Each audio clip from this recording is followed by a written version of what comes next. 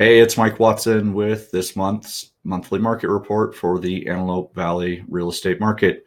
Jumping into it, the market looks like it is still softening a little bit, but nothing very drastic.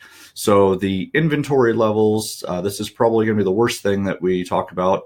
In February, the number of homes that were for sale was up 32% versus last year in February. That is a massive increase.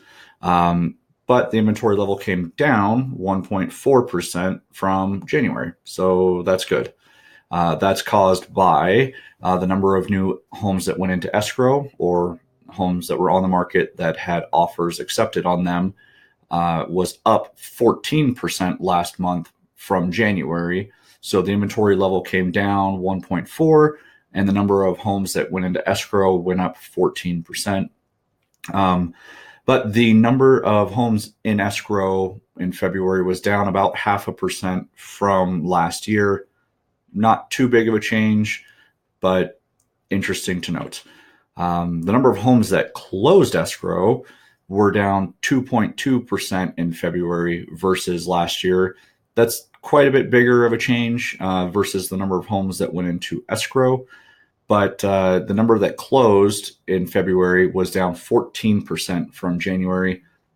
That's interesting. Not sure what caused that.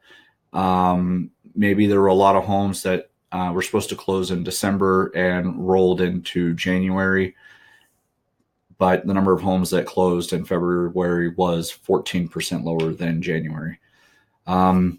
The average sales price, this is a good one, was up 3.1% versus last year, and we're right around 300,000 again.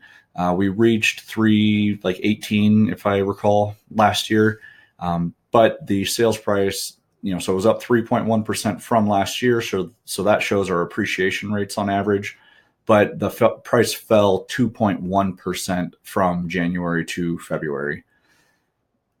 That's not that big of a deal. We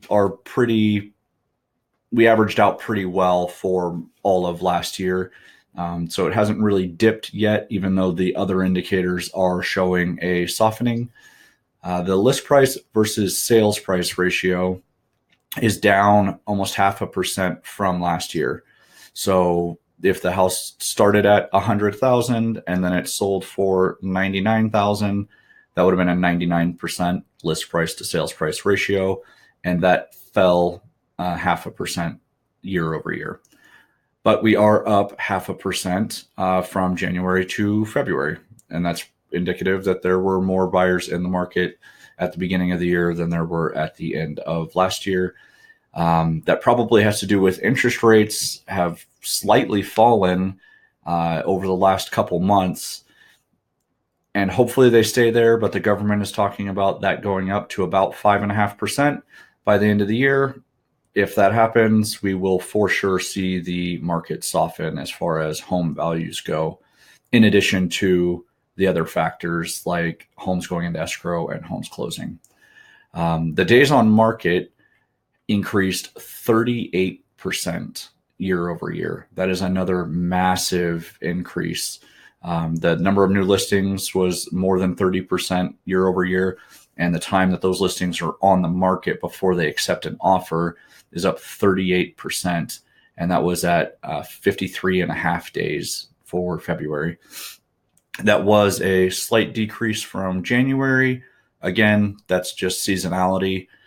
So the early month-to-month things in the first quarter aren't huge indicators, but the year-over-year increases are more of a telltale sign. That's it for now. So let's just keep a watch on the interest rates and what happens, and that will dictate what our average sales prices will be and the number of units that end up closing, most likely for a short-term period while the market adjusts to the new interest rates. And our days on market will increase if interest rates do increase as well. Again, if you guys have any questions, please reach out to me. I would love to discuss them. And if I get any questions that are common, like if I get the same question multiple times, I will do another post about that question in particular. Again, if you need anything, reach out to me. Have a great day, and I will talk to you soon. Bye.